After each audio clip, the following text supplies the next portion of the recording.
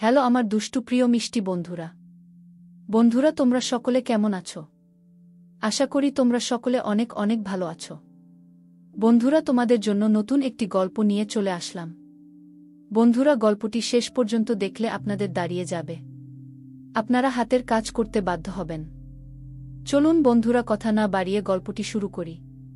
3 দিন পর আবারও মেয়েকে নিয়ে ডাক্তার দেখাতে আসতে হলো মিঠিকে। মিশুর শরীরের চাকা চাকা দাগগুলো সামান্য সারলেও রাত থেকে কিছু খেলেই বমি করে ভাসিয়ে দিচ্ছে। এইটুকু মেয়ের এত অসুস্থতা দেখে নিজেরই খারাপ লাগছে। অফিস থেকে তাড়াতাড়ি ফিরে মেয়েকে নিয়ে চলে এসেছে। তবে আজ একা আসেনি সে, মাকে সাথে নিয়ে এসেছে।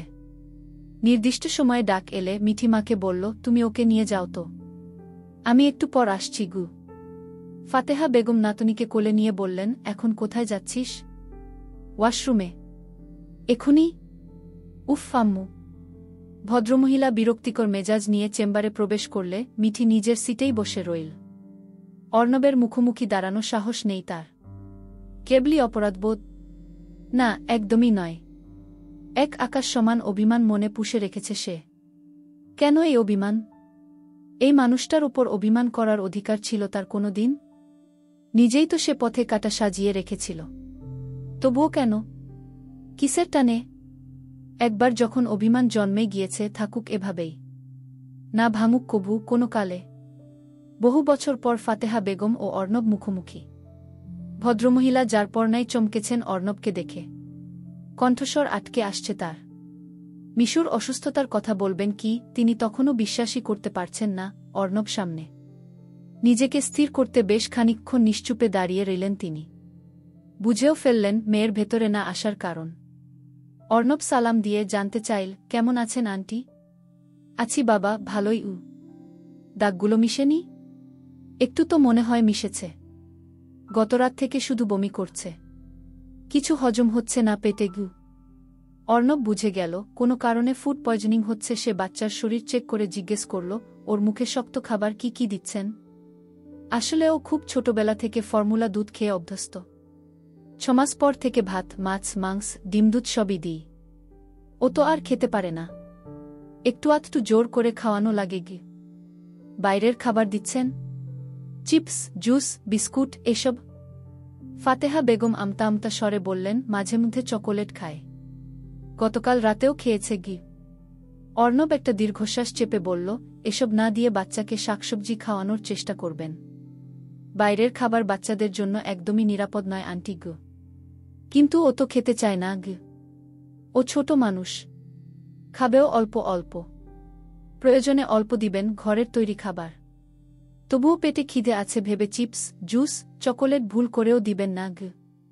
অর্ণব আরও কিছু সাজেশন দিলে ভদ্রমহিলা নাতনিকে নিয়ে চেম্বার ত্যাগ করলেন। অর্ণব দুদিকে মাথা ঝাঁকিয়ে বিড়বিড়াল, এই মেয়ে দেখি চকোলেটের ফ্যাক্টরি খুলে বসেছে। নিজেও রবে, বাচ্চাকেও মা রবে গু। ডায়াগনস্টিক সেন্টার থেকে বেরিয়ে ফার্মেসি থেকে ওষুধ নিয়ে মা ও মেয়ে একটা রিকশা নিয়ে বাড়ির পথে রওনা হলেন। মিঠি দুহাতে বাচ্চাকে বুকের কাছে আগলে ধরে রইল। ফাতেহা বেগম আস্তে ধীরে মুখ খুললেন, তুই বলিসনি কেন, অর্ণবকেই দেখাচ্ছিস? মিঠি শান্তস্বরে উত্তর দিল, আমি গতদিন দেখা হওয়ার পর জানলাম গো। কিছু জানতে চেয়েছে? কি জানতে চাইবে? তোর দ্বিতীয় বিয়ে সম্পর্কে?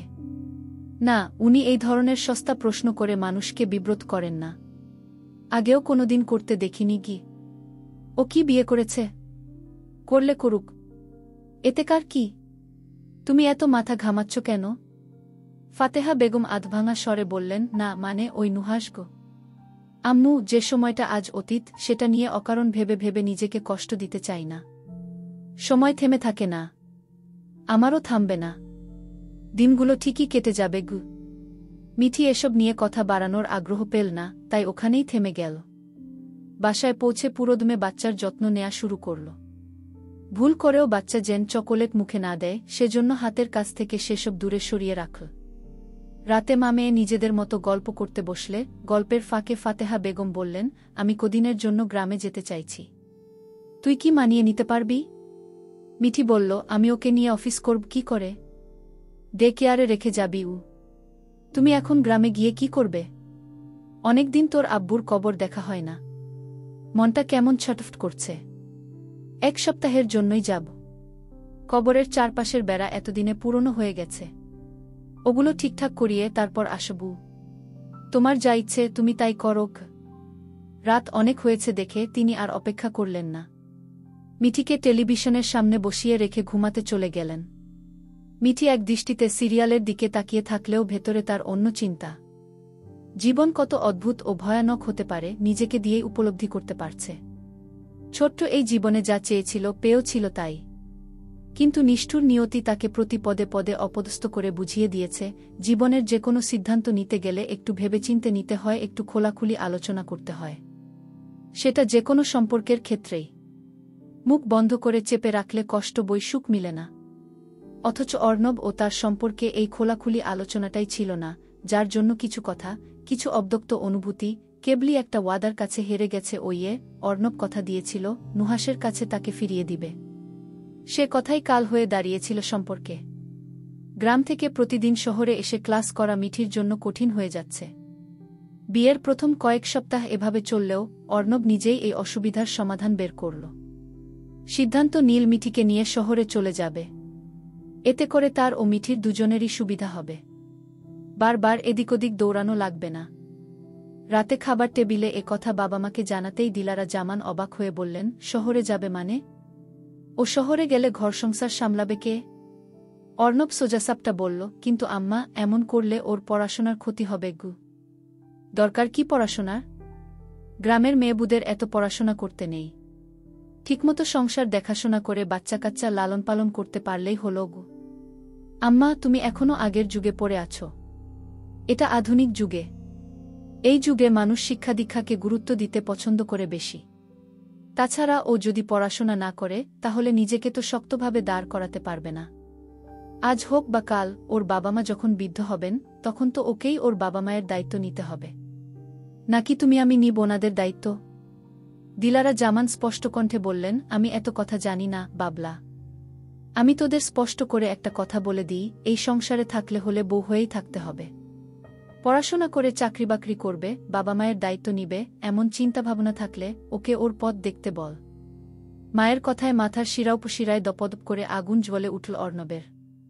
সে চেঁচিয়ে উঠে বলল, এটা অন্যায় আম্মা। একটা মানুষ পড়াশোনা করে কি করবে কি করবে না এটা তার ব্যক্তিগত সিদ্ধান্ত। এখানে তুমি আমি নিষেধাজ্ঞা আরোপ করতে পারি না। গিয়ে 2 দিন হয়নি বিয়ে হয়েছে, এর মধ্যেই মুখে মুখে তর্ক করছিস? মাফ করো আম্মা, তুমি তার সাথে অন্যায় করছ। এমন করে কারো ইচ্ছে স্বপ্নদের গ্লা টিপে হত্যা করতে নেই গ। বাহ, খুব ভালো। আগে তো বিয়েই করতে চাসনি, আর এখন একেবারে বউয়ের আঁচলের তলায় ঢুকে গেলি। আমার তো মনে হচ্ছে ওর গোটা পরিবারের লোকজন তোকে জাদুমন্ত্র করছে। গিয়ে অর্ণব মাথায় হাত চেপে অসহায় চোখে বাবার দিকে তাকাল। তিনিও স্ত্রীর কথায় সায় জানিয়ে বললেন, মেয়েদের এত উঠতে দেয়া উচিত না বাবা। মেয়েরা ঘর সংসার সামলাবে, এটাই তো নিয়ম। তাদের কেন এত পড়াশোনা করে চাকরি বাকরি করতে হবে? অর্ণব দুজনের দিকে তাকিয়ে বলল, এ কথা আগেই বলতে। ঘরে 4-5 জন চাকর এনে দিতাম। একটা মেয়ের জীবন নষ্ট করতাম না। গিয়ে রাগ করে না খেয়ে চলে গেল অর্ণব। তার ছোট ভাই অরূপ মিঠির বয়সী। সে এত তর্কবিতর্কতে গেল না, শুধু ভাইকে বলল, খেয়ে যাও ভাইয়া। গিয়ে অর্ণব শুধু বলল, তুই খাগু। রুমে এসে দেখল মিঠিও মন খারাপ করে বসে আছে। এতসব কথা তার কানে এলেও সে নীরব শ্রোতা হয়ে শুনেছে, শুধু কোনো কথার প্রতিবাদ করতে ইচ্ছে হয়নি। অর্ণব ব্যাগ গুছাতে গুছাতে বলল, আম্মার কথায় কিছু মনে করবেন না। পুরনো দিনের মানুষ তো, ওনারা আর শিক্ষা দীক্ষার মূল্য কি বুঝেন? কিন্তু আপনার আম্মাও যথেষ্ট শিক্ষিত। আমি যতদূর জানি উনি এসএসসি পাশ করেছেন গু। তাতে কি? চিন্তাভাবনার তো পরিবর্তন হয়নি। বাদ দিন, কাল শহরে যাচ্ছি, এটাই ফাইনাল গু। আমার জন্য আপনি নিজের বাবা মায়ের কাছে খারাপ হয়ে যাচ্ছেন গু। অসুবিধা নেই, মাত্রই তো কদিন। এরপর যখন ডিভোর্স লেটারে সাইন করে দুজনে 2 পথে হাঁটা ধরব, তখন আর কোনো কথাই শুনতে হবে না গু। পরদিন দুজনে তৈরি হয়ে সবার থেকে বিদায় নিতে এলে দিলারা জামান নাকমুখ কুচকে নিয়ে বললেন, বিয়ের আগে তুমি তো বলনি তুমি পড়াশোনা করে চাকরি বাকরি করতে চাও। যদি বলতে আমি তোমাকে এই ঘরের বউ করতাম না। গি কেন আন্টি? বিয়ের পর কি মেয়েদের পড়াশোনা করতে নেই? তখনও শাশুড়িকে আম্মা বা মা ডেকে অভ্যস্ত হতে পারেনি মিঠি। তাই আন্টি ডাকত। ডাক শুনে দিলারা জামান খিটমিটে মেজাজে বললেন, দেখেছিস, আমাকে আম্মা ডাকতেও তার মুখে আটকায়। অভ্যাস হতে সময় লাগবে গে। ওহ, তাই বলো? কোন ঘরের নবাব জাদি গো তুমি, শাশুড়িকে আম্মা ডাকতে অসুবিধা হবে? আমি তো অসুবিধার কথা বলিনি। আপনি অযথাই রাগ করছেন। আমি তো শুধু বলেছি আপনাকে আম্মা ডাকতে সময় লাগবে গি। কি বলতে চাও তুমি? এখন তোমার আম্মা হতেও আমাকে পরীক্ষা দিতে হবে? চিফ, এসব আপনি কি বলছেন?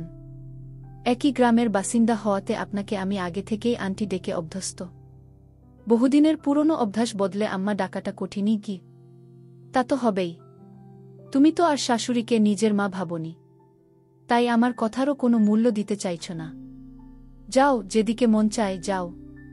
আমার কি? মিঠি মনে মনে হাসল শুধু। যে মুখে তিনি কিছুদিন আগেও মায়া দেখেছিলেন, আজ সে মুখের দিকে করুণার দৃষ্টিতেও তাকালেন না।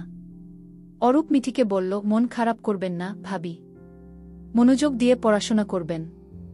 আমার বিশ্বাস আপনি একদিন অনেক দূর পর্যন্ত এগোবেন গু। দেবরের কথায় মিঠি খানিকটা স্বস্তি পেল।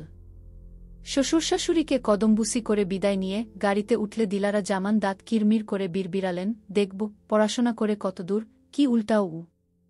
উত্তরে দূর থেকে নিষ্পাপ হাসি দিয়ে বাড়ি সারল দুজনে। এরপর থেকে দুজন মানুষ ছাড়া হাত পা নিয়ে শহরের আনাচে কানাচে ঘুরে বেরিয়ে নিজেদের সময়টাকে উপভোগ করতে লাগল।